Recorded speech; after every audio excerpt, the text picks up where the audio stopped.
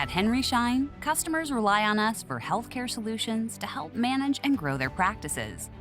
Globally, we have more than 300 solutions to help nearly 1 million Henry Schein customers operate successful practices so they can focus on delivering quality care.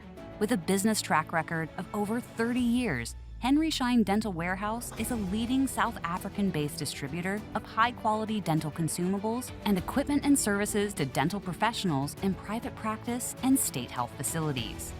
In 2013, Henry Schein, a top NASDAQ-listed US-based multinational healthcare products provider, bought an interest in the family-owned business. Now, as a proud Henry Schein company, we can provide a comprehensive range of Henry Schein private label dental consumables. After all quality criteria are met, we create the packaging and add our Henry Schein Seal of Excellence to the product. This seal indicates that we are so convinced you will appreciate the product that we will grant you an unconditional right of return. All consumable products are complimentary samples, as you can return them for a 100% credit note if you are unhappy with the specifications. No questions asked. At Henry Schein, we partner with key exclusive suppliers to bring you the very best products. To further improve our service to you, approximately 2 years ago, we started offering equipment solutions such as imaging, treatment centers, and digital technology. This means we are now a full-service provider offering a range of options at our one-stop shop. We service all dental professionals throughout South Africa, with our footprint extending throughout Southern Africa. Committed to service excellence, our staff is composed of industry experts, trained to support our customers' needs and act as trusted advisors and consultants. Our aim is to improve the health of dental practices so that they, in turn, can improve the health of their patients. Our goal is to be trusted advisors and consultants to our customers, enabling them to deliver the best quality patient care and enhance their practice management efficiency, and we strive to embrace the social changes in South Africa by developing empowerment processes within the company and fostering high-quality relationships with suppliers, staff, and customers. Achieving this level of trust and commitment is our #1 priority. Representatives and telesales agents call on virtually every dentist in South Africa and neighboring states. A specialized department covers hospitals, private clinics, and all university teaching hospitals. Visit our convenient online shop to access a wide variety of quality products with just the click of a button, or to activate and participate in the Continuing Professional Development CPD program.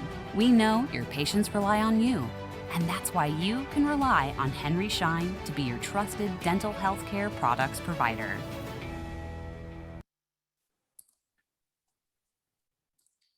All right, good evening, everyone, and welcome to tonight's webinar. I'm sure you're going to find it very informative and very engaging. So the topic for tonight is the CDIT, the simple injection technique that has wowed my patients, resulted in a constant stream of new recommendations and a huge increase in income, presented by Dr. Barry Oulton. Thank you to SADA for hosting us on this platform and to Septodont for co-sponsoring this event with us. So like the video said, it was very informative. Henry Schein Dental Warehouse officially became part of the Henry Schein Group 2 years ago. So from Dental Warehouse, we went on to become Henry Schein Dental Warehouse. Being a global company, we have economies of scale. So this means that we're able to work with our supply partners to ensure we get the best rate and then pass over that benefit to you. So in other words, we are able to offer you high quality materials and affordable solutions at very competitive pricing.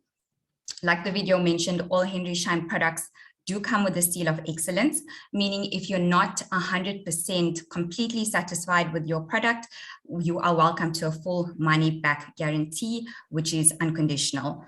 We also have a fully fledged equipment team who is ready to assist you in your digital journey. So we've got everything on board from scanners to sensors, all your digital equipment. So please remember to contact us for your equipment needs. And we're also now proud distributors of the ADAC brand. So lastly, if you haven't already, kindly visit our website at henryschein.co.za. I will now hand you over to Mike Can from Septodont. Mike.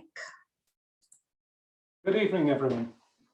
Before we get into the subject of the webinar, I have a few ground rules that I'm to read to you. So during the webinar, if you could please refrain from using the raised hand, but type your comments and questions that you may have into the Q&A tab.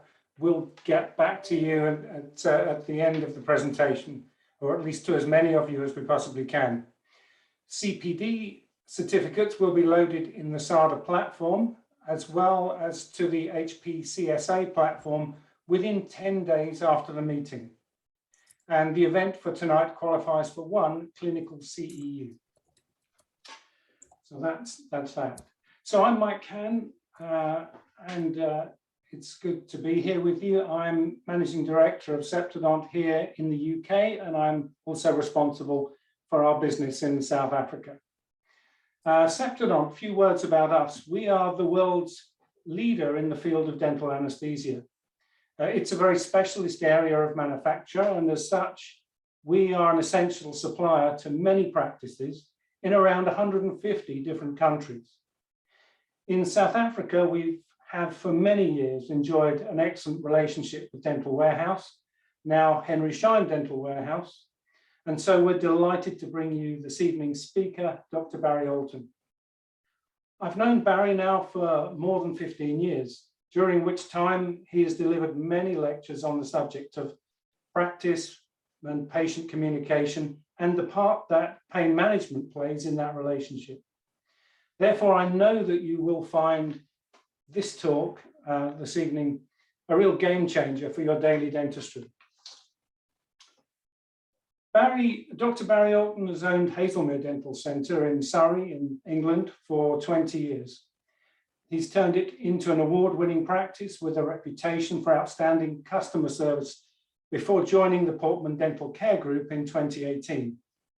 In 2017, he founded the Confident Dentist Academy to help dental professionals learn effective communication skills and sell with integrity so they can have more impact and make a bigger difference, both professionally and personally. His courses and coaching programs teach dentists and their teams how to communicate and sell that and translate that into happy patients, a great working environment, and ultimately a profitable practice. So with that, I hand over to Dr. Barry Oulton. Barry. That was that made me sound really good. Thank you very much. Right. Thank you so much for having me. I'm going to share, you just confirm that that's looking okay on screens, Mike. Perfect. So welcome. My name is Dr. Barry Oulton, and today we are going to be covering the CDIT. CDIT stands for the Comfortable Dental Injection Technique. And without a shadow of a doubt, this injection technique that I developed has made my dentistry easier to provide. It has meant that providing clinical dentistry is way less stressful. I have wowed patients. When I get a new patient, the first thing I say to them is, my job is to knock your socks off. And I'm going to knock your socks off so much that you go outside and you say to people, that was the best experience I've ever had. And then you recommend your family and friends.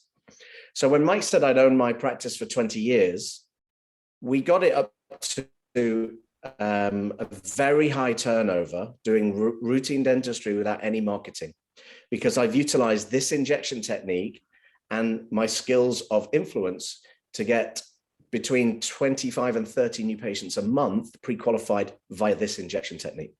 So it's given me a constant stream of recommendations and hugely increased my income, which I'll explain a bit later so that you understand why. What we're going to cover is understanding the principles of the CDIT so that you can easily and effortlessly use it yourself. We're going to talk about the choice of anesthetic and why. We'll touch upon pain management, the psychology and the physiology of that. And then I'm going to share with you some language of influence, because part of this technique is the careful language that I choose to influence my patients to feel comfortable. So I've got a question for you to ask yourselves. And if you're with any colleagues, is talk to each other about this now for the next 30 seconds, is what defines you as successful in your practice? We ran a study in London and in Manchester, and the answers that we got to that question ranged from a range of treatments to reputation, to being a busy practice, to being gentle and all of that. But ultimately, for me, the true definition of your success, the one key is having happy patients, customer satisfaction. In the UK, certainly, there's a huge amount of money spent on dentists and clinicians increasing the amount of clinical dentistry they are able to provide. So they do a lot of courses on how to do the dentistry.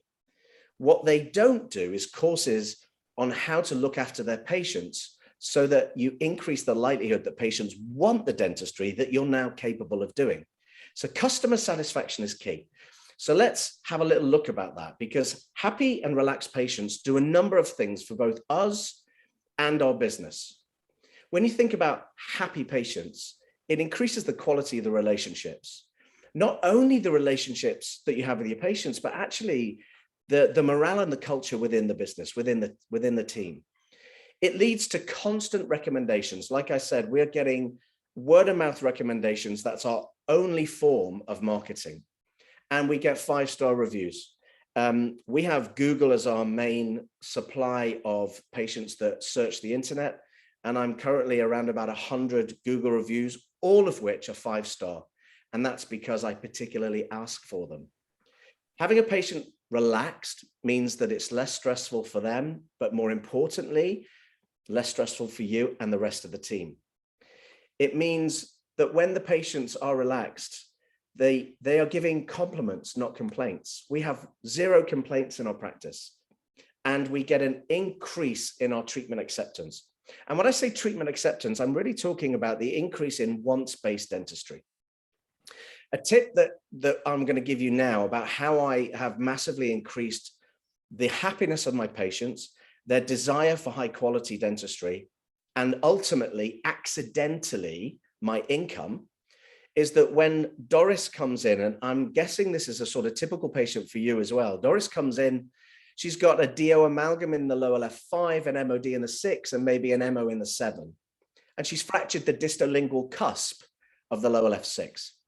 Now, most dentists feel quite successful when they have encouraged Doris to choose a composite rather than an amalgam. For me, success is when I've explained things well enough to Doris that she chooses to treat the 5, the 6, and the 7. And when we explain to her that the DO and the 5 and the MO and the 7 were placed 25 years ago using a Toffelmeyer or sequevalent matrix band, producing a contact point that's at the marginal ridge rather than further down, and therefore not being ideal, when she chooses to do the indirect restoration, like a crown on the 6, it's not going to produce the best contact point. When you are able to give an undetectable injection, it gets over the fear and the worry about having additional dentistry. And if we say that the 6 is a must and the 5 and the 7 are a want, 68% of our patients choose to do the 5 and the 7. And to save you doing any maths, what that translates to is an 8 to 10 times increase of our hourly profit when our patients choose to do quadrant dentistry, not single tooth. And of all of these things, achieving a happy and relaxed patient, what sits at the center is you and your team. It's essential that you're learning the communication skills to help your patients be happy and relaxed, because we can. So briefly, who am I? I'm still a clinical dentist. I work 3 days a week, 29 hours a week as clinical lead in the practice that I built for the last 20 years. And my journey here really began, I would say, probably 15 years ago. I launched The Confident Dentist off the back of that previous journey because I had an unfortunate experience in my personal life where my marriage broke down. I found out that my wife was having a 2-year affair with a friend of mine, and I was kind of damaged and broken, and I was really struggling. So I went off and I wanted to do some personal development. So along running my practice, I went and became a practitioner of neuro-linguistic programming, master practitioner, became a master hypnotherapist, and became coach, qualified and certified. And it was that understanding of human need psychology and behavioral change that enabled me to put into my practice the communication skills that ultimately resulted in me doing more of the dentistry that I enjoy doing. And so now my aim, having sold my business and still working there, is to share more of this with people like you, is to give you the tips that I've utilized for my patients' betterment and my benefit, so that you can do the same thing, because it really is simple. It's not rocket science. And at the end of this hour, I defy anybody to say, I can't do that, because everybody can do what I'm about to share with you. It ultimately comes down to communication, the quality of your communication, and the focus on that communication really is, I would say, more importantly than focusing on the dentistry. Because when you've got your communication skills honed, the dentistry becomes second nature. It's just easy to do. So I want you to grab a pen. Please grab a pen and make a couple of notes, because I want to see if the next 45 minutes from now change the answer to these questions. What is your technique for an injection? What do you do? Is it systemized? Do you do the same thing every time? So what's your technique? How do you verbally set up to your patient that you're about to give them an injection? What do you say to them? What are you encouraging? What words of encouragement are you using? And actually, finally, if you have a patient that is nervous, what is the main phrase that you use to reassure them? Or what is the main phrase that is used by your chairside assistant or within the practice? You see, the majority of us working in a clinic, if there's 3 or 4 dentists, because we get into rapport, we will be using one another's language. So there'll only be several phrases that you use consistently. So I want you to think about that and even jot it down, because we're going to revisit this at the end of the presentation. Good stuff. So let's look at what we're going to cover. I'm going to talk to you about customer satisfaction, why patients continue to come and see you, and why patients choose not to go to the dentist. We'll talk about pain, its physiology and its psychology behind it. And then I'll talk about influence, how we utilize some skills of influence to encourage our patients and to get them to feel much more comfortable and relaxed within our business. So, bless her. The top 10 reasons why patients don't attend the dentist. This was a study done by Joe Bolger in Canada in 2010. And he listed the reasons why people don't go in reverse order. And you'll relate to some of these: is bad memories, poor service, the worry that they're going to get patronized and told off. Costs, interestingly, the costs are in there, but they're not the most important. They're not the thing that put people off. Sounds and smells, the invasiveness, the drill, and the anxiety is higher than the fees. And yet, when I was a young dentist, I thought the fees were the most important thing. I thought that it was the fees that would put people off, and it's really not. The top 2 reasons why people do not visit the dentist is, in second place, the pain. And the top reason, which is why we're here today, is the needle. The fear of the needle and the fear of pain. And let me tell you, if you nail the ability to give an injection where they don't know, my patients are blown away. They have no idea I've injected them. And if you use the very best in local anesthesia, the top 2 are blown out the water. So now let's look at the 7 out of 10 that are connected to pain management. When you look at those 10 reasons, 7 out of 10 of them are all to do with pain, and they're either based on their own experience, but very often the experiences or the beliefs of others. So little Johnny, who's 4, 5, 6 years old, never been to the dentist and comes in and is worried. Little Johnny has never had an experience themselves to make them worry. They have picked up on other people's experiences, other people's beliefs, other people's comments and language that makes them worry. So let's look at the top 10 reasons why people do keep going back, why they keep coming back to you. Number 10, well-explained treatment plans and having the ability to spread out the cost of once-based dentistry. Clean, high standard of sterilization. Being on time for their first ever appointment, making sure that you're prompt, good quality emergency services, looking after people, providing good results with the treatment. Now, again, you would think that that would be the top reason, is the quality of the dentistry. Back in the day, I used to believe that people judged the quality of the dentistry in the way that I did. that it was the quality of the dentistry, the way that it looked. And in actual fact, so long as it's comfortable, it looks pretty good and it lasts, patients don't need the dentistry to be 10 out of 10. I'd like my dentistry to be 10 out of 10, but honestly, they care about the journey more than they do about the dentistry. Dentists who listen and allow questions, that's the flip side of the fear of being lectured to. Somebody that runs on time, staff who are kind, caring, and professional, and then the top 2 reasons why patients keep going back to their dentist. Number 2, there's no pain, it doesn't hurt. And number 1, a painless injection. So without doubt, is pain or the lack thereof important to our success? And the answer is unequivocally yes, because the top 2 reasons why they don't go and the top 2 reasons why they keep going are the same. It's the pain and it's the needle. So if we fix those 2, we're on to a winner. So how well are you doing? How is your customer journey? What's your patient journey like? And what's your customer satisfaction like? Because they're judging you on the points that I've just given you. So this is what we're going to cover, the CDIT. This is Poppy. You are trouble. Right. Want to have a look? Just, you can swallow for a second. Right. Listen. How old are you?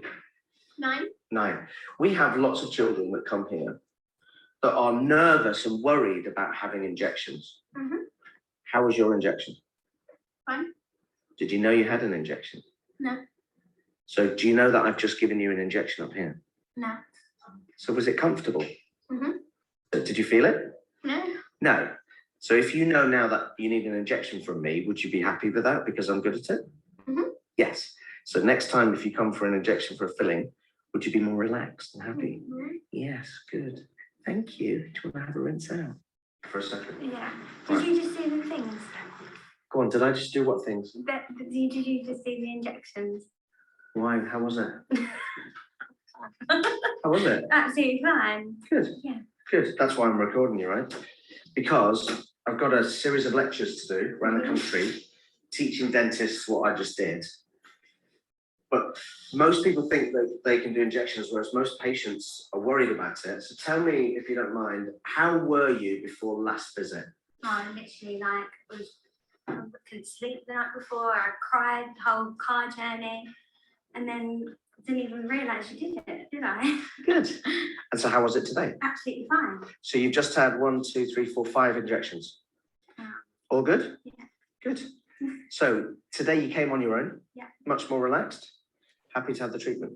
Yeah, ready. So would you recommend that technique? 100%. 100%. Good. Yeah. Thanks for that. So that isn't to impress you. That's to impress upon you that this technique is easy to do and wins people over. That young girl travels 3 hours now to see me, and she drives on her own. The first time her mum brought her and she was absolutely panicking.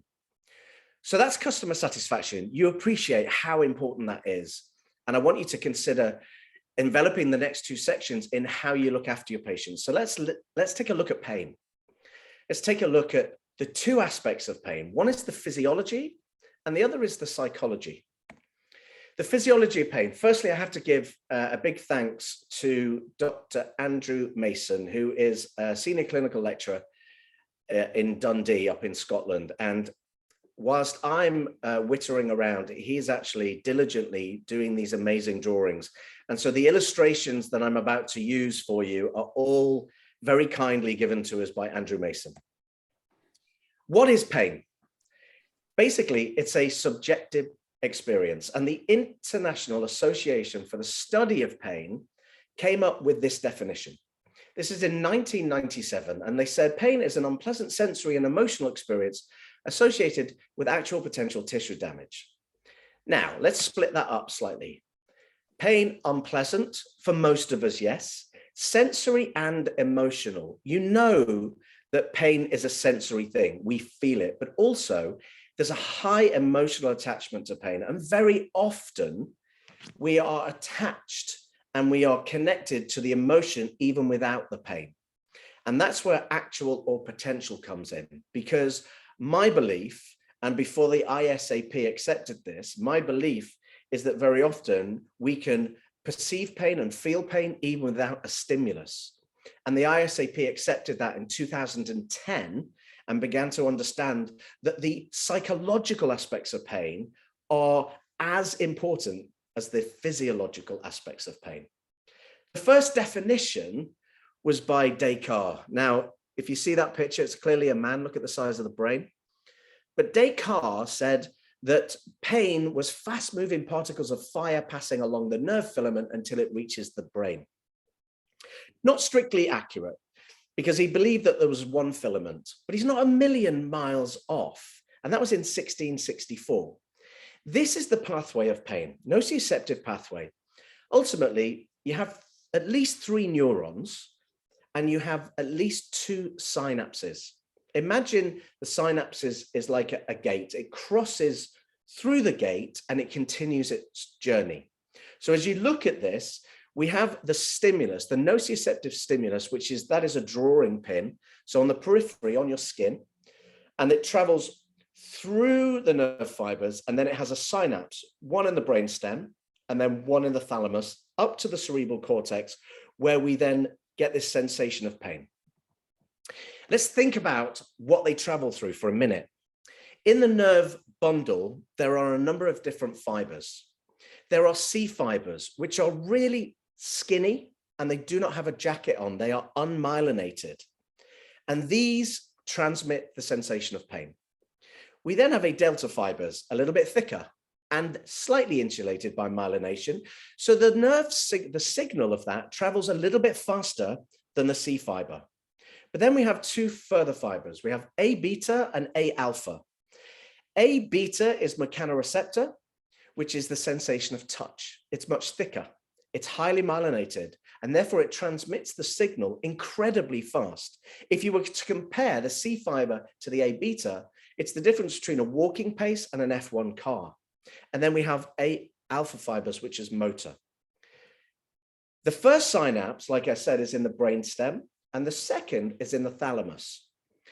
Our current theory of pain still stems back to Melzack and Wall's theory in 1965 when they talked about the gate theory. And this is key to the CDIT. Melzack and Wall attempted to explain how the signals are modulated. And this is where they came up with the gate theory. In essence, you stimulate the outside with a nociceptive. So you stab yourself with a pin. That travels through A delta and C nociceptors up to the first synapse. And that's where they call that the gate. So through the C fiber and the A delta, travels through, goes through the synapse, continues through the second neuron up into the cerebral cortex. This is where the pain can be modulated. Because if you're a parent, think about this. Have you ever seen a child fall over? And the child fall over and bangs their knee. What do you do to it? The first thing you do immediately is you rub it. So every adult on the planet subconsciously knows about the gate theory of pain. The consciousness about this is that as you're stimulating by rubbing, you're stimulating the mechanoreceptor, the A beta. And because that travels so much faster than the A delta and C nociceptors, it gets through the gate first. So Melzack and Wall's gate theory of pain is when you stimulate with nociception and then you immediately stimulate with a mechanoreceptor, it closes the gate to pain. That is the gate theory. Numerous companies have attempted to utilize this.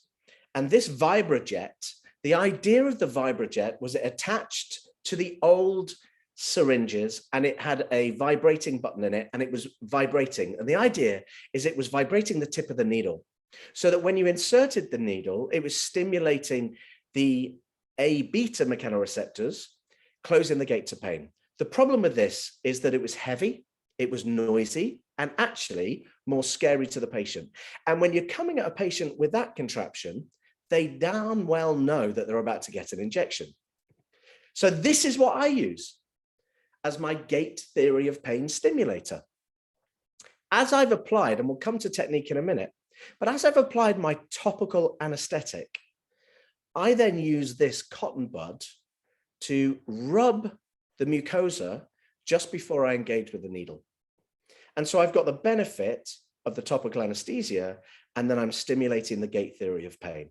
And if that's all that I did, that's a huge benefit to the patient. An alternative is wiggling the lip. An alternative is rubbing the area, because we're stimulating that mechanoreceptor. I hope that makes sense. So utilizing the gate theory of pain to our own benefit is phenomenal. The other way that we modulate the pain is it's called top-down modification, coming from a higher center. In other words, it's often our thoughts, it's our beliefs, it's our past experience that can change the signal that's happening. So top-down modification, let me give you an example. Again, let me refer to the brilliant illustrator here, Dr. Andrew Mason. Now, he's an oboe player, and he described an evening in Dundee, which was dark and wet, as it often is in Dundee in Scotland. And he was playing in a concert. And this particular night, he was going to ride his bicycle with his oboe on his back to get to the concert in time to play his oboe. He got on his bike, and within about 30 feet, his chain came off and he fell off and went crashing to the ground. But because time was pressing, he jumped straight back on and he rode 5 miles to get to the concert. At the end of the 5 miles, he got off his bike, and before he actually entered the concert, he realized he was in a lot of pain. And what had happened is 5 miles before, he'd severely fractured his hip. Now, this is top-down modification. What this means is, because he's so distracted in his thoughts of where he needs to be, what he needs to do, and he's focusing on something that he wants to achieve, not thinking about his hip, it's modulating the response, the body's response of generating pain. He's blocking it out. We've seen this when footballers have broken a bone and they keep on playing. And it's happened when you maybe have an accident, you carry on with your day, and it's later in the evening when you're not occupied elsewhere that you begin to feel the pain. So we can utilize this to our patient's benefit as well, because the modulation goes on in the synaptic area of the brainstem. And we think about fear is an emotional state, and the expectation in our head is if we've had a past experience. So somebody has had pain from a dentist.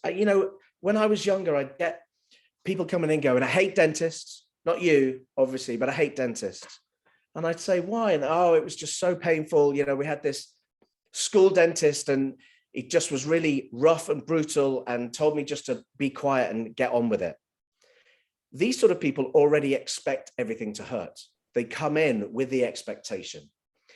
And the ability to change their attention to what they focus on. I will ask a distracting question just before I insert the needle. So I'm stimulating with the gate theory. I've used topical, and then I'm going to start asking questions that will change their thoughts in their head so they're not thinking about what I'm doing. And so the pain experience, when we think about it, depends on the strength of the stimulus, the degree of tissue damage. We're going to talk about minimal tissue damage when we're giving our injection, the emotional state of the patient, which we can alter by asking good questions, their past experience of pain, we can't change, but I can change what they're thinking about so they're not thinking about their past experience, and their ability to comprehend the causes and consequences. When we're talking in our language at the end of this, the language that we use is fully supporting creating a picture in their mind that is one of comfort, serenity, relaxation, and happiness. And I'll share that with you as well. The question that I ask, and think about this now, so wherever you're sat, wherever you're stood, I want to ask you a question. Can you wiggle your little toe without wiggling your big toe? Go, give it a go.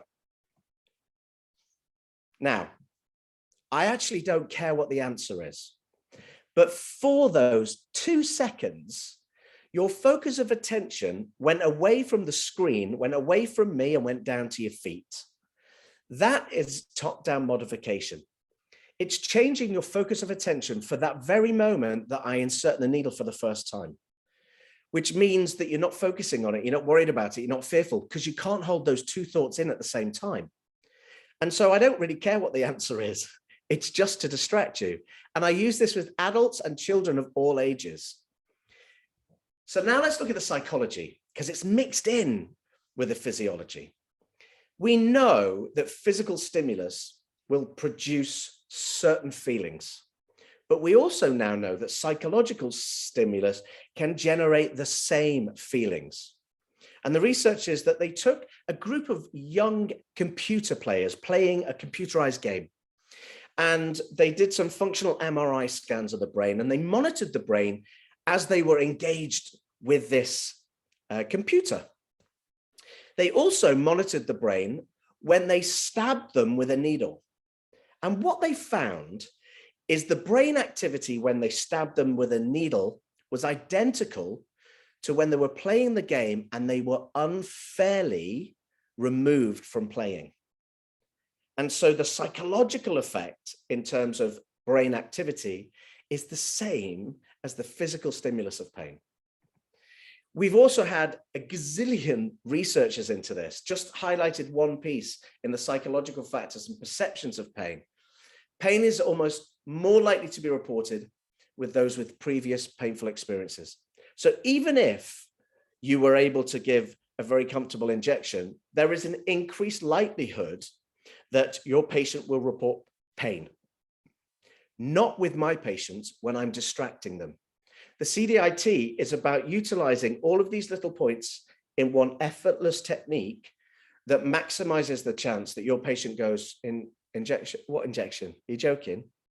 And that's the aim of the game. We want to use top-down modification, distraction, and understanding that most patients psychologically are as connected to the pain as they would be physically.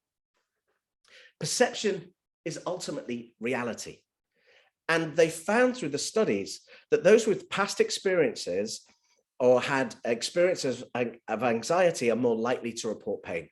Also younger and highly educated people, because it's cognitive and it's emotionally constructed. And it's Milgram that came up with this, which is, isn't it ironic that the very procedure, giving local anesthetic, that allows patients to be virtually pain-free is the one that they often fear the most? And we know that from the studies of patient satisfaction. So once we iron this out, once we are able, I truly believe that if we teach undergraduate dentists to give a completely comfortable dental injection every time, we will fundamentally change the perception of dentistry in the next generation or two. And the knock-on effect in my business is when I'm giving injections where they just don't know they've had them, the increase in choosing to have dentistry done is exponential. So let's look at this for a second.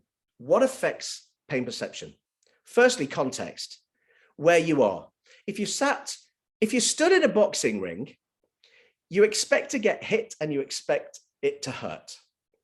If you're sat at home on the sofa, you don't expect to get hit and therefore you don't expect to get hurt. And so the perception is very different. So we have to start with the premise that our patients come to the majority of time, if they come for the first time, they're expecting pain. Not only that, it's attention and distraction. If you're focusing on what the dentist is doing, then your perception is higher. If you're distracted, then you can have something done and they don't even know it.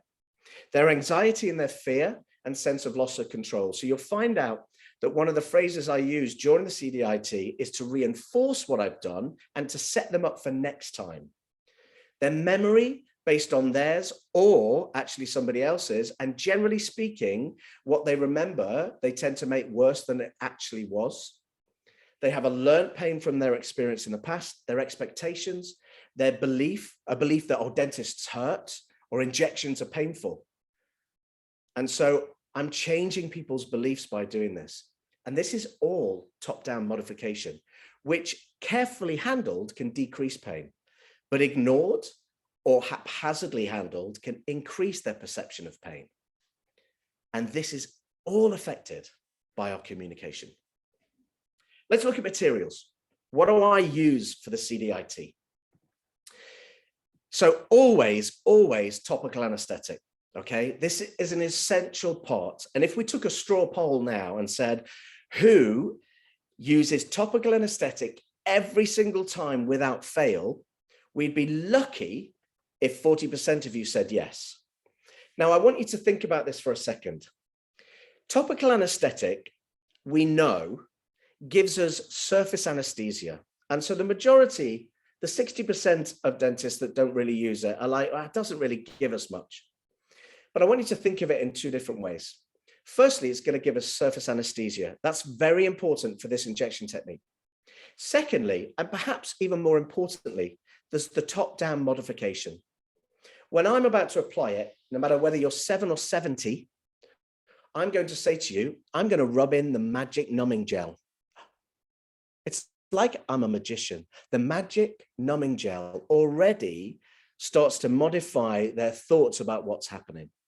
And so if you're not using a topical, I implore you to use a topical. I think it would work if you used a Q-tip and Vaseline, but I'm not saying that. I want you to have the surface anesthesia, because there's a placebo effect with this as well. It's showing more care, more consideration, and you're using the Q-tip that you're then going to use to invoke the gate theory of pain. So if you're not using topical, use it on everybody, every time. I use it palatally, I'll use it buccally.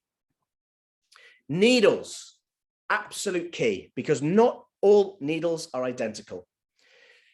We're using Septajet. I'm using Ultra Safety Plus, and I know that you may not be using Ultra Safety Plus, but if you're using Septajet, what you're using is a miniature high quality scalpel, as opposed to some of the own brand needles that you can see here under the microscope. Now, I don't want any of the top row going anywhere near me, because I believe that's going to cause tissue damage and increase the chances of pain, but also post-operative pain. I want something that will slice through butter like a hot knife. So I want you to be aware of the needles that you're using, and I want you to think about what you would want in your gum, and that's what you should be using on your patient. The less tissue displacement that you give using it means that the patient is far more comfortable. You're reducing their discomfort. So it's all about the sharpness and how clean the cut is. This is what I personally use, Ultra Safety Plus, because for me, I don't want any of my team to ever have a needle stick, and I don't want one either. And the Ultra Safety Plus is a system that allows me to click it off and put it straight into the sharp spin. That means there's no resheathing. We never resheath a needle. And if you're using the Ultra Safety Plus, you never have to resheath a needle.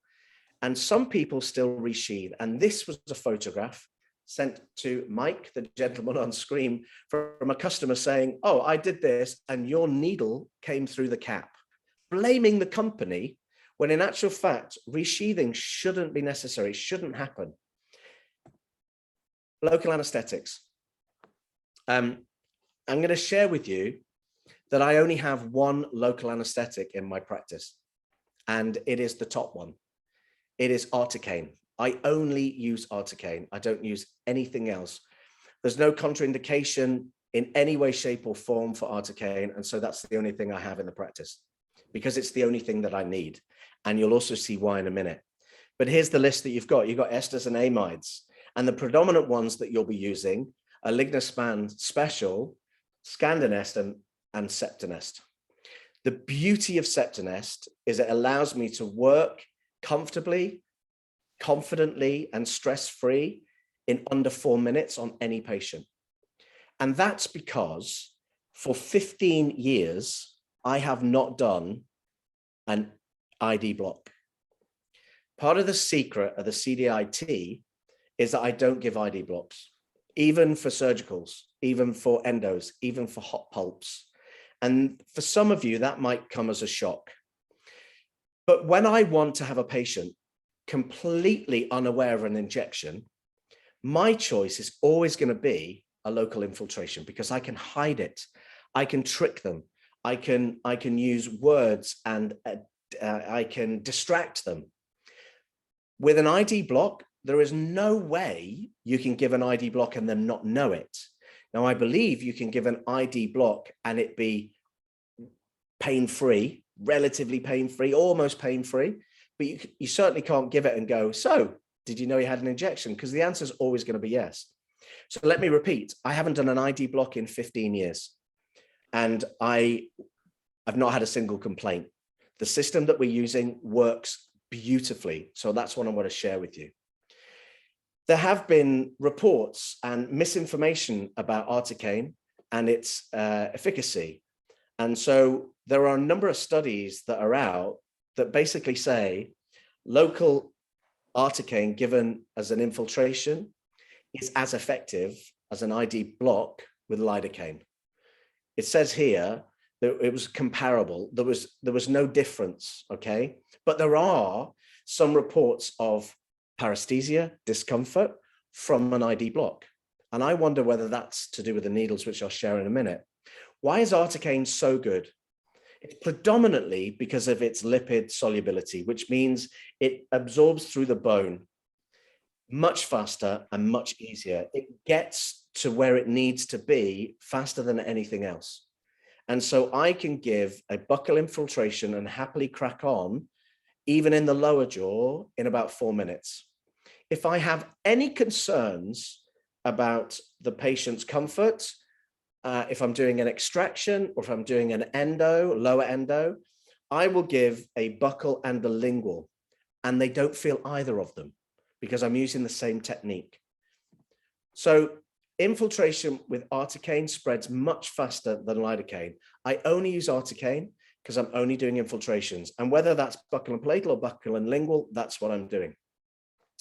This was the study that was published in the BDJ in 2016, which basically said articaine buccal infiltrations are no more effective than lidocaine IDBs, which flip side of that says it's as good as doing an ID block. And yet for patient comfort, for wowing the patient, for the ability to get on and work faster, why would you not be doing an articaine buccal infiltration? And if you wanted to add to it, a lingual infiltration. And if it's a really hot pulp, then you can go interligamentary. And with the new locking system, with the Ultra Safety Plus lock, you can give an interligamentary injection because you can apply more pressure because it's got a locking system on it. So I urge you to take a look at that if you can. I'm not sure it's available for you, but that's what I'm using all the time. But the key here is articaine. It's phenomenal. The good news is that articaine is readily available. It's available in SA via Septidon and therefore Henry Schein. It's in 1 in 100, adrenaline 1 in 100, which is an ideal strength of adrenaline for whether you're doing routine or surgical procedures. And so let me tell you ultimately why it is the only one that I use, because when we're administering it, I will administer my local anesthetic in several phases. The needles that you're using, it's really important that A, they're super sharp, but B, you're aware of the bevel direction. Now, as an undergraduate myself, I was taught that the bevel was all about getting it parallel to the bone surface. And so this picture depicting an incorrect orientation is where the bevel is away from the bone, and there's a possibility that you touch bone with that needle, and this is the result. Now, I don't know about you, but when I was taught to do an ID block, I was taught to actually touch bone and slightly withdraw, and I'm sure you were too. So think about that for a second. When I'm giving my articaine, I'm not touching bone ever. When I'm giving an ID block, if I was to give an ID block, I'm taught to insert, touch bone, slightly withdraw. Look at those needles. There's very little chance that when you've hit bone with a needle, it's going to look like top left. It's either going to look like the middle picture, which I would say you're lucky, or it's going to look like the other one. Imagine that there's a nerve fiber on the base of the needle shaft, and as you withdraw that from having given your injection, that acts like a fish hook. I think that's where paresthesia happens. I think that's where we get the damage. Not if the needle touches, it's actually the withdrawing once you've touched bone. Another reason why I don't want to do an ID block, because I don't want to do that to the needle. The other thing about the bevel is, have you ever seen that Christmas tree? Now, I'll be honest, I only learned this 6 years ago, and it was from Donald Sloss, who taught me. And Mike was like, yeah, I thought everybody knew that. I hadn't realized, and my goodness, I'm so glad now, that little Christmas tree there indicates the position of the bevel. You don't have to be looking at your needle trying to find the bevel. You just have to know where that little black splodge is. When you're using any needles from Septodont, these are accurately placed. I don't have to worry about it. My nurses will pass me the syringe based on where I want the bevel. So let's think about your normal local infiltration. Everybody from now on, you can all shout, yes, Barry, at me. Everybody from now on is using topical anesthetic, aren't you? Yes, Barry, good. And let's say that you're getting superficial anesthesia. Let's say you get anesthesia to about 0.5 millimeter, which is probably about right. They say up to 1 mil, but let's be conservative and say you got 0.5 mil anesthesia. Typically, this is what happens. You approach with your bevel direction parallel to bone, and you begin to slowly insert. Now, even if you're invoking the gate theory, which most people aren't, you insert the needle at this point and the patient's completely comfortable because it's still within the zone of anesthesia from the topical gel. You get through that and the patient wiggles a little bit and you go, oh, sorry, you're just going to feel a scratch, but you have to progress the needle and the pain starts to increase. And you start to think, oh, it's hurting them. So what do you do now? You begin to extrude the local anesthetic, and we've all seen it. It washes over the mucosal surface. And this is the point you go, oh, I'm terribly sorry. It's not a very nice taste. And the patient is like, ugh. And so you then have to push the needle even further because you know the local anesthetic is not actually going into the mucosa. You get it deeper. It's painful. It is not a pleasant experience. And whether you are 6 or 60, that's how the patient feels. That is not doing much for your reputation, for your stress levels, for your cortisol levels, or for theirs. So what should we do instead? Exactly the same equipment, only a slightly different technique, a 2-stage injection. Remember where that bevel is. I want you to focus on the first injection having your bevel parallel to the mucosal surface, not the bone. We're going to invoke the gate theory. We're going to insert this needle just into the zone that is still anesthetized. And at this point, I am going to drop in 5 or 6 tiny drops. I often see the surface just bulge very slightly. And at that point, then I take the needle out. I then say to the patient, so how was your injection? Patient goes, what? And I go, thank you very much. I take the applause. And this is the point that I say, so now you know that an injection with me is completely comfortable. And you know that you've had that injection and you were like, it was fine, right? And they go, yeah. I say, great. All I'm going to do is exactly the same.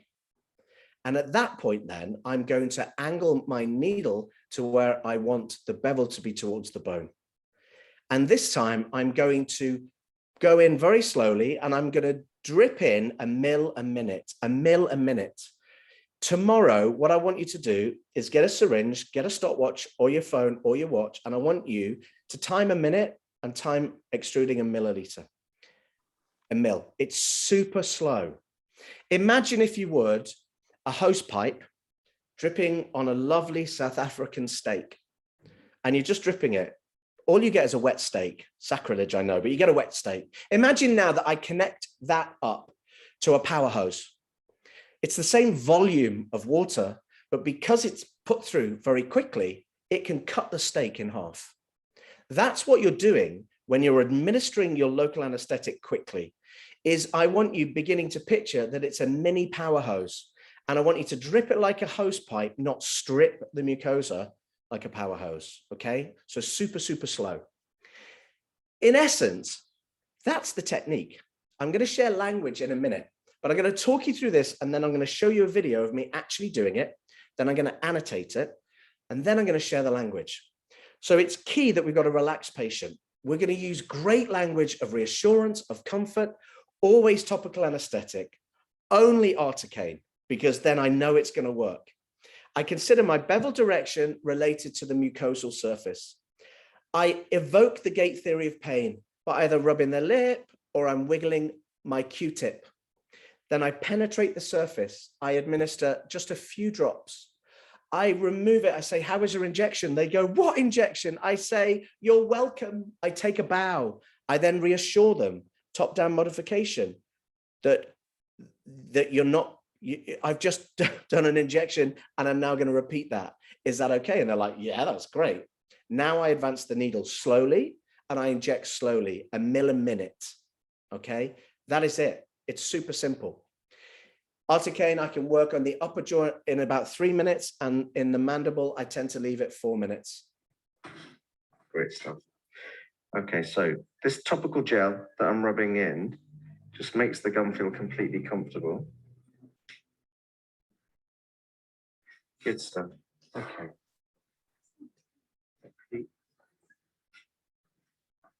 So you're just going to feel me press just a little bit on the gum. And then you're going to feel me wiggle slightly. Good. I'm just going to sit here for about just 5 or 6 seconds. Good. Well done.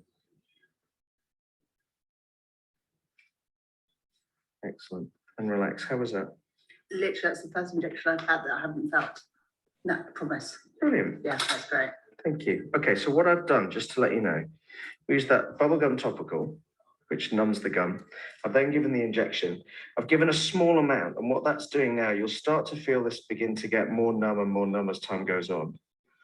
And then I'm going to just go back in now, and you should feel literally nothing but me touching. Same again, so I'm going to lightly wiggle.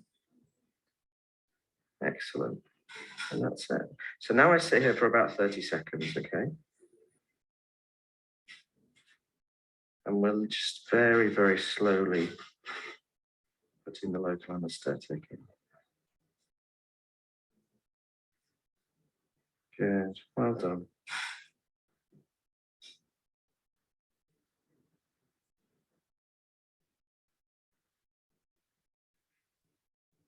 Excellent. And relax. You okay? Good. Good stuff. Thank you. Okay, so that's a video. This patient, lovely patient, that's her second visit to me. First was the consult. She only needed a mesial composite in the upper right too, and she also allowed me to film it. So I'm going to show you again, because you would have picked up a few things there, but I'm going to annotate it. So maybe there's a couple of things that you didn't pick up on. So let me go one more time, and I'll show you, and I'll annotate what it is that I'm doing. Great stuff. Okay, so this topical gel that I'm rubbing in just makes the gum feel completely comfortable. Good stuff. Okay.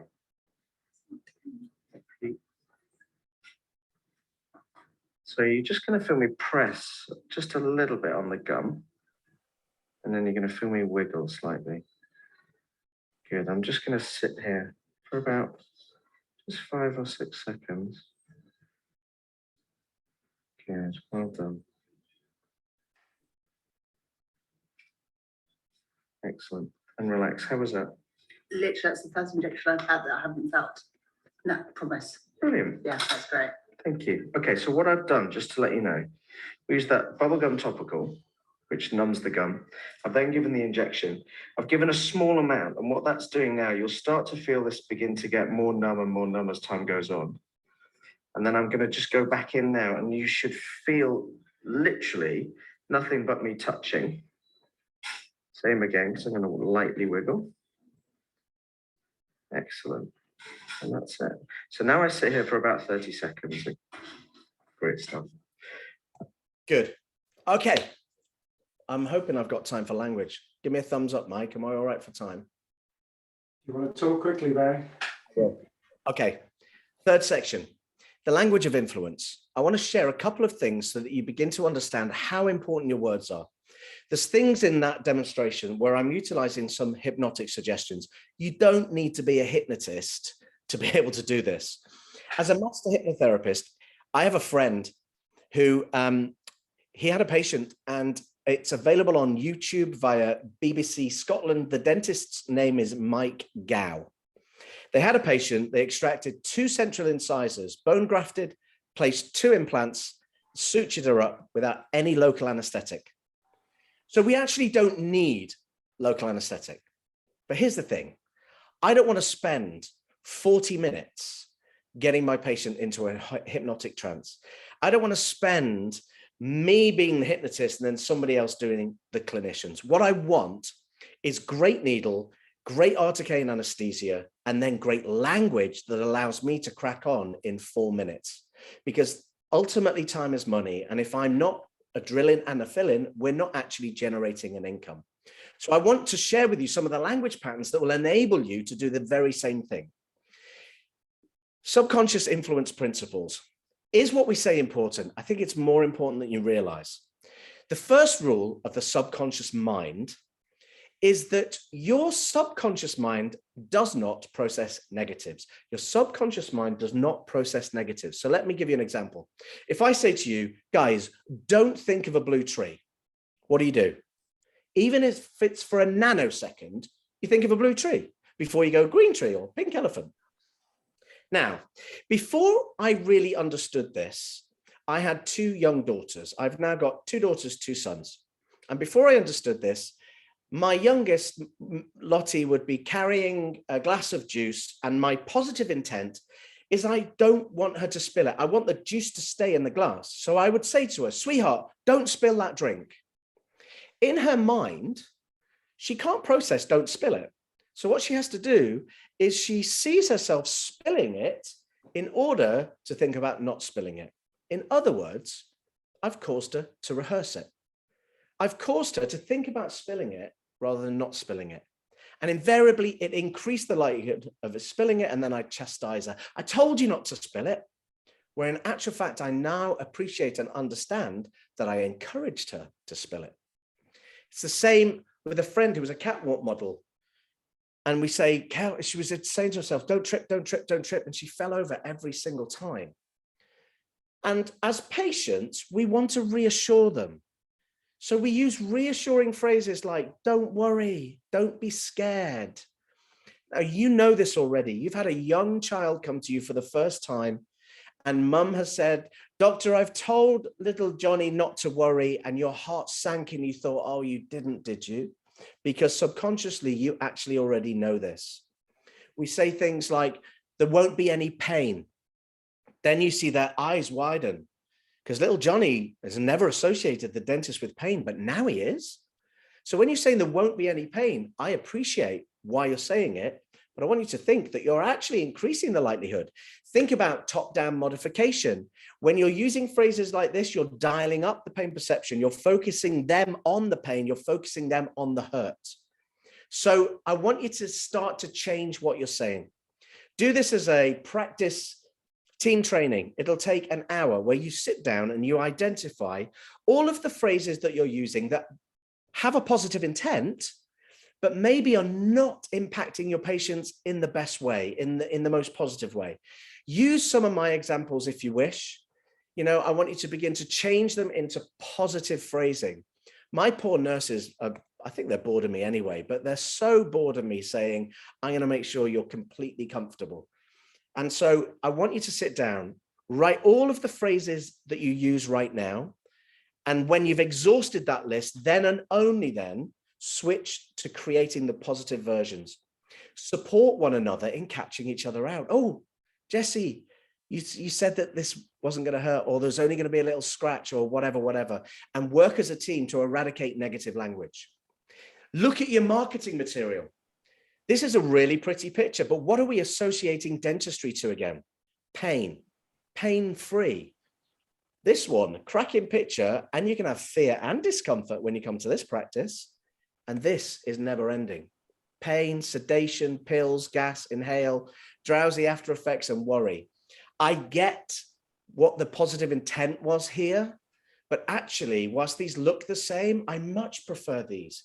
This is associating us and our dentistry with things that are relaxed and comfortable. And I don't mind if Doris thinks relaxation is lying on a cloud being massaged by a cherub.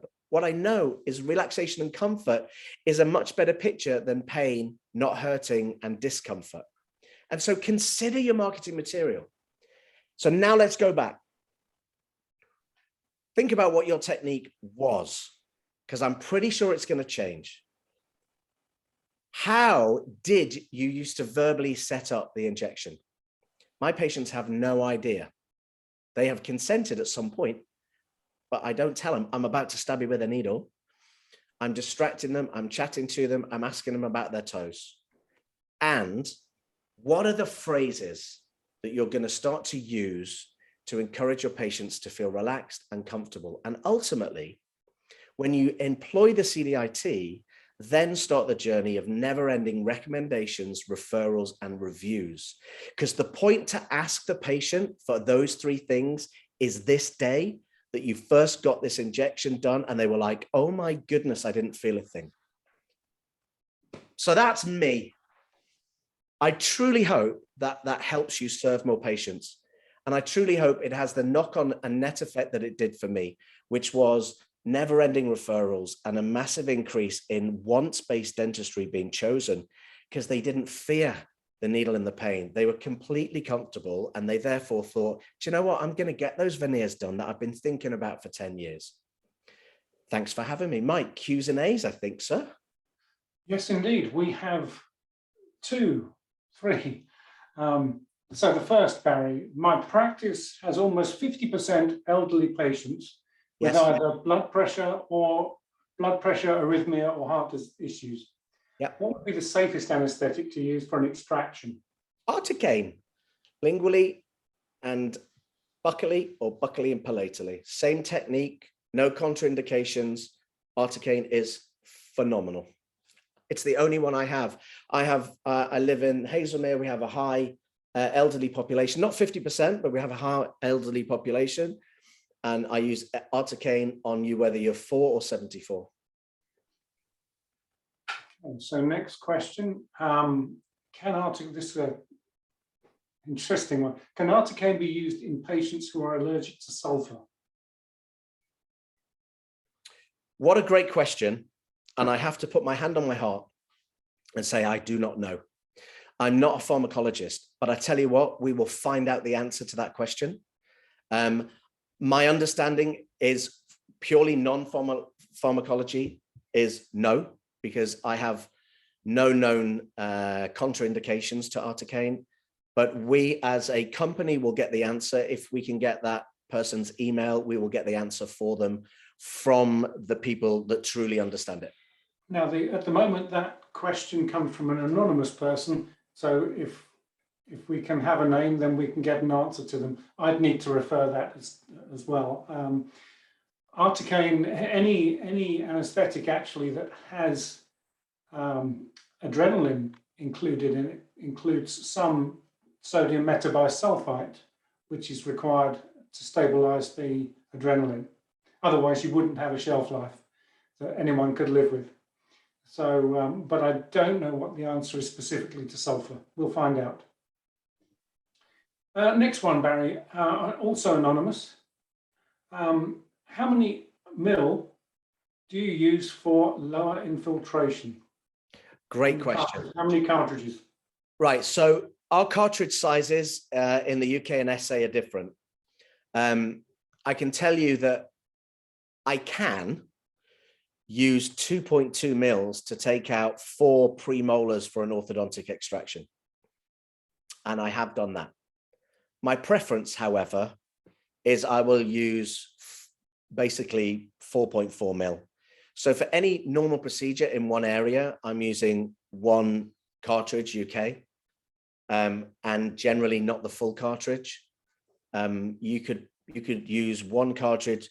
If you're doing an endo or you're doing a deep restoration, my recommendation is go buccal and lingual.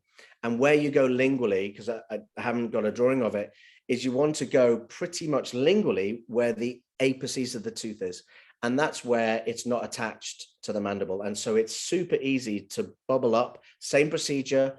2, I put topical in, and then I will put in 4 or 5 drops, and then I'll go in and put the rest. And actually, I don't ask them every single time because I've done the buccal, I've checked in with them. I just crack on with it. And they're already switched off to the fact that everything I'm doing is completely comfortable. Same with a palatal.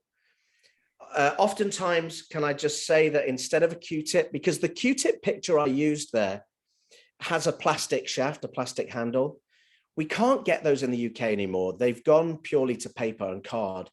And actually, after rubbing that in for a minute, and even in a short period of time, they become less firm.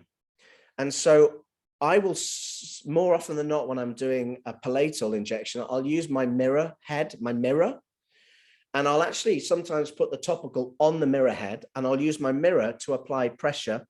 And because it's a very smooth circumference, I will just be moving the mirror head. If I'm applying it like this, I just move the mirror head slightly backwards and forwards to stimulate gate theory. And I actually use the mirror then to guide my needle into the surface of the palate. Again, a few drops, withdraw, and then I can go in and administer more. So usually for any procedure, I'm using 2.2 mils thereabouts.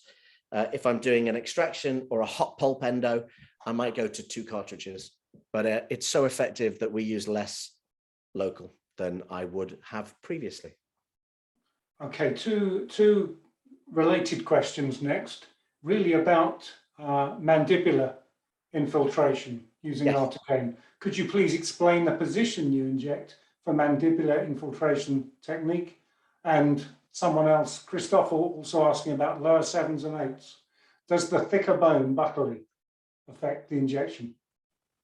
So because of the lipid solubility, the thicker bone really doesn't. I will give it more time. So let's, for example, if I'm doing a lower quadrant, I will give several injections around the teeth that I'm giving. I'll give buccal and lingual, but in terms of prep time, I'll start on the 5 or the 4 or whatever's the most anterior tooth, allowing a bit longer for the articaine to get through the bone.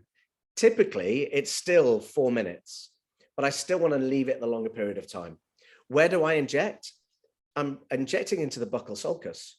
I'm lifting up and getting a ballooning, and then I'm injecting in the buccal sulcus because the lipid solubility allows the articaine to go through into the bone rapidly and easily. And on 6, 7s, and 8s, I will give lingual, I would say probably for restoratives, I don't, but for anything more than a restorative, I give it probably 100% of the time, just because I want to maintain the persona of being a completely comfortable dentist.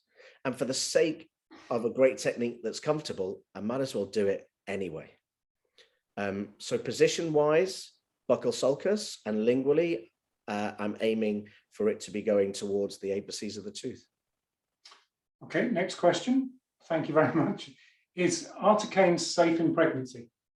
Absolutely. Okay. Which local would you recommend for patients that can have adrenaline hypersensitivity? Well, that's an interesting phrase, adrenaline hypersensitivity. Controversial just because it's me. I don't believe there is such a thing. I believe that people can react to adrenaline if it's given intravascularly. So somebody that's had an ID block, if you accidentally put that into the bloodstream, then you're washing through more adrenaline. Adrenaline is a natural substance. Patients come and go, oh, I'm allergic to adrenaline. And I go, boom. No, I actually don't. But I'm joking, but in essence, that's fight or flight, right? Nobody's allergic to adrenaline, but nobody really wants adrenaline put into their bloodstream. When you're using articaine, buccally and lingually, you're not putting it intravascularly. So I have patients say, oh, I have this problem with adrenaline, and I'm like, absolutely fine. I'm going to give you the technique that I use, and then you can talk to me about it. And they always say, oh, that was absolutely fine, because it's always absolutely fine. If you're using, if you're doing ID blocks and you continue to do ID blocks, and why would you, then you might choose to select an anesthetic without adrenaline in. But to be honest, that's all I've got in my practice is adrenaline, is articaine. I don't use anything else. There's no contraindication.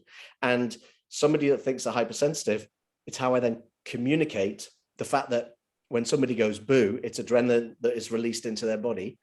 And so they're not allergic. They just had an experience in the past where maybe the adrenaline was given intravascularly. Does that make sense? Does that answer the question, Mike? I think it does, yes. Yeah. aspiration. Feel free to add anything in to add more value to them. Someone's contributed that sulfur has to do with the adrenaline, and sulfur preserves the adrenaline. So if an articaine contains adrenaline, then no for sulfur allergy. I would add to that if it is the sodium metabisulfite that we're talking about, that's correct. Any anesthetic that contains adrenaline has that. So if you're concerned about sodium metabisulfite, then Scandinest 3% plain would be a solution, because it has no adrenaline, therefore it has no sodium metabisulfite. I'm going to be aware of that because I don't have any alternative in the practice, and I've not met anybody with that allergy. But I will think. That's a fair comment. No adrenaline. You're going to have a shorter duration, but you can use a plain drug. Another question. I've had instances where patients with a hot pulp during endotherapy just do not want to go numb. Yes. Even with multiple injections as well as intrapulpal injections, any suggestions on how to handle it? Yes. It is very rare that I cannot gain anesthesia. And so I will have given buccal and lingual. Let's say it's a lower, right? Because the lowers are harder. Let's say it's a lower 7. I will have given buccal and lingual. If there's still a sensation, if it's still uncomfortable, then I will then go into crestal, because that's very porous. If there's still a sensation, then I'll go into ligamentary. If there's still a sensation, if it's still uncomfortable, that's the point at which I will say, I'm not going to carry on, because what I want to do is dress the tooth. So I'll dress it, because we now have Ledamix back. I'll dress it with Ledamix, I'll reassure them, and I'll send them away. And I can safely say that I've probably got to that stage, I would say once in the last 2 years, and I would say probably 4 or 5 times in the last 10. 99% of the time with those techniques, and with leaving it for a bit longer, maybe, I've had a situation where they've had complete anesthesia. For those handful of times that they're not, I'm like, I'm going to bring you back. I'm going to dress it with Ledamix and bring you back. I've even gone into pulpal, right? So that I've tried that as well. And on the super really hot pulps, as I'm sure others have experienced, you get to the stage where you think, look, nothing is working right now. But because I've got to that stage where I'm going into pulpal, I can then utilize Ledamix to soak down in. So I'll dress it for a week and then get them back and repeat the same process. Very often, the second time around, I'm going straight in for buccal, lingual, and interligamentary. I'm not going to wait to find out. I'm just going to give everything I need. And to date, that's worked on round 2. But typically, I do a lot of endo, and it's all single stage, single visit for me, apart from those cases. Okay, there's a couple more questions that they're still coming in. One, I think Vaneshri, it's anonymous, but you need to pick that up, which is how many cartridges of anesthetic of articaine can I use before it becomes toxic for the patient? I don't know what the maximum dose is in South Africa on your license. Barry, I wouldn't ask you, so we need to get that from Henry Schein for you. We'll get the answer, but let me tell you, more than you'll ever need. For sure, yeah. And Helena is asking, in regards to the bevel of the needle, which needle should I use? Traditionally, we use the yellow cap needle. So the Septajet, which My is the answer to that is probably 30 gauge short, is what you were using. Yes, I would say 30 gauge short for buccal and lingual.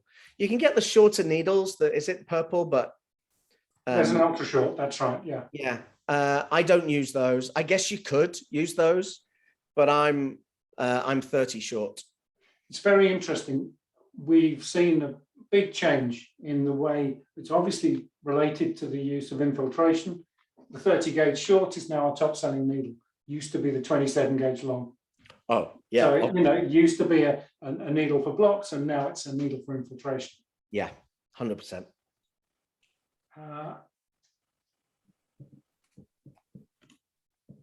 In case of an acute abscess, does the pH of the local tissue affect the success of anesthesia any differently than a block? In the case of an acute abscess, does the pH of the localized tissue affect the anesthesia as opposed to a block? Honestly, I don't know.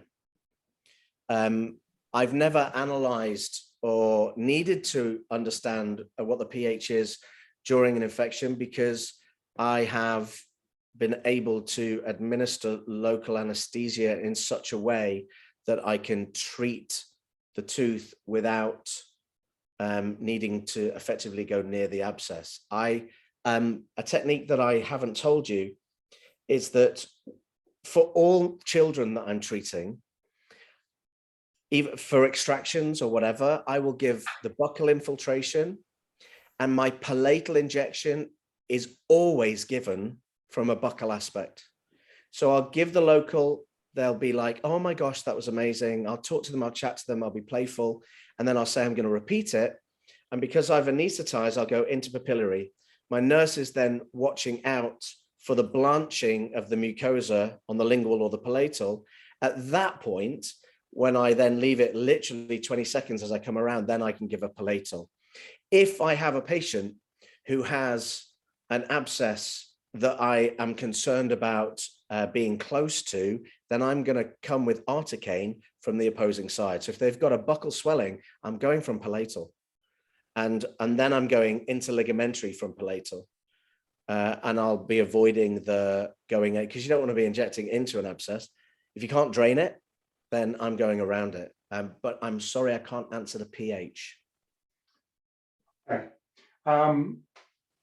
Last question, which I think I can answer. Do you use articaine with or without adrenaline? I'm not aware of any articaine, Septonest, anywhere in the world that is plain. So the answer is always with. Always with. Okay. Any Thank more? you very much indeed, Barry. If there's any more questions, I'm sure for Neshri we can get some answers to people summarized and distributed. That would be great. Yeah. I just want to thank Barry for your time this evening. It's been very, very interesting. I think I'm happy to share. a lot of I'm people. happy to share. And I'm happy to, people to reach out and be in contact. That training is available. If this is this being recorded so that it's available, or? It is, yeah. Perfect. So watch it again. And, if you find a technique that is similar, but you've adapted it and you think it's better, please tell me. Because this has worked an absolute treat for my reputation, for my dentistry, for my income, and for my relationships with patients. And I know it will for you too. So if you can improve it, please let me know. Okay. Well, I can tell you there's a lot of people with some very, very pleased with this evening. A lot of people taking a lot away from it. So thanks very much. Thank you for having me. I'm very grateful. Have a wonderful evening. Thank you. Neshri, anything that you'd like to say to close out, or? Just a huge thank you to you, Mike, and to Dr. Alton. I mean, like you said, there's so many comments that's coming in. I'm not sure if you can see Dr. Alton, but thank you so much. Very valuable, practical lecture. Excellent lecture. This lecture was so incredibly well presented. Just a few of the comments. So really positive, and personally, I thought it was really, really engaging. So thank you. I appreciate you. I'll see you again sometime. Thanks, everyone. Good evening.